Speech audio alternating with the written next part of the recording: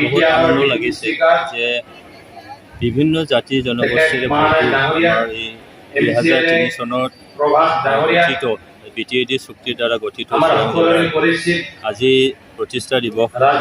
এই দিৱসত আমাৰ জিলা প্ৰশাসনৰ ফালৰ পৰা সুন্দৰ এটা প্ৰগ্ৰাম আজি কৰিলে। তো তাত বিভিন্ন ডিপাৰ্টমেণ্টৰ শ্ব'কেছ কৰা হৈছে, ডিপাৰ্টমেণ্টেল অগ্ৰগতি। মই এই অনুষ্ঠানত থাকিব পাৰি অতি আনন্দিত হৈছোঁ আৰু এই অনুষ্ঠানটো প্ৰথমবাৰৰ কাৰণে 19 বছৰ পিছত আজি কৰা এক মৰ্মে। তো নিশ্চয়কৈ এই মুহূৰ্তত যিবিলাকে BTAD চুক্তি বা চিৰাং জিলা গঠনত যিবিলাক মানে সহায় কৰিছিলে, তেখেতসকল নিশাই কাটি গৈছিলে আৰু তাৰে মাজত কিছুমানে শ্বহীদ হৈ গ'ল বা মৃত্যুবৰণ কৰিব লগা হ'ল। তেখেতসকলৰ মই শ্ৰদ্ধা মই নিবেদিছোঁ। আৰু যিবিলাকে আজি জীয়াই আছে, যিবিলাকৰ এটা অন্তিম মুহূৰ্তলৈকে আছে, কিছুমানৰ তেখেতসকলৰ আশু আৰোগ্য দীৰ্ঘায়ুৰ কামনা মই কৰিছোঁ। আৰু এই মুহূৰ্তত মই BTAD চুক্তি হোৱাৰ সময়ত যি দল সংগঠনবোৰে আমাৰ ছাত্ৰসন্থাৰ লগত থাকি ELTৰ যিটো আন্দোলন, BTAD চুক্তিৰ যি কাৰ্যসূচী তাত কৰিছিলে, সেই দল সংগঠনক মই আজিৰ তাৰিখত মই আমন্ত্ৰণ কৰিব লাগিব। তাত আছিলে আমাৰ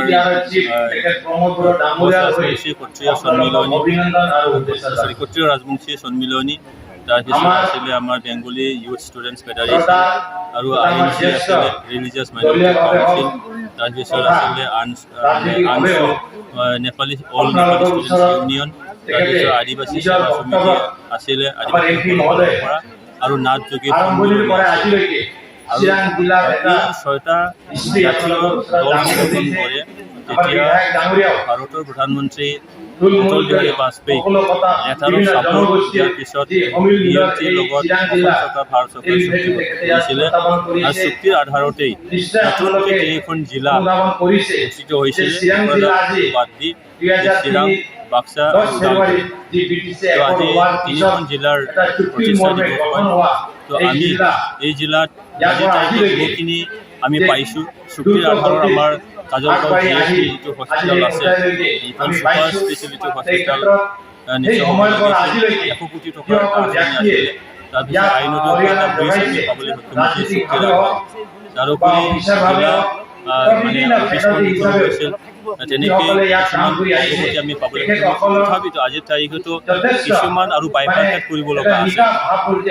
যেনেকৈ ছ'চিয়েল ৱেলফেয়াৰ ডিপাৰ্টমেণ্টৰ ফালৰ পৰা আমাৰ ICDS পৰ্যায়ত কিছুমান আমাৰ বঙাইগাঁও জিলাৰ অন্তৰ্গত আৰু আমাৰ ডিজনী চাব ডিভিজনৰ যিবাৰ আমাৰ PNR ডিপাৰ্টমেণ্টৰ কিছুমান DCDC এতিয়াও বঙাইগাঁও জিলাৰ অন্তৰ্গত মানে ব্লকৰ আণ্ডাৰত আছে।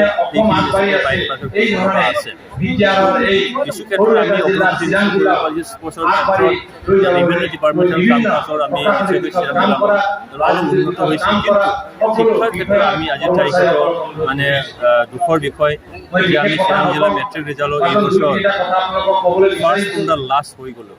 ইয়াত কাম কৰিব লগা আছে।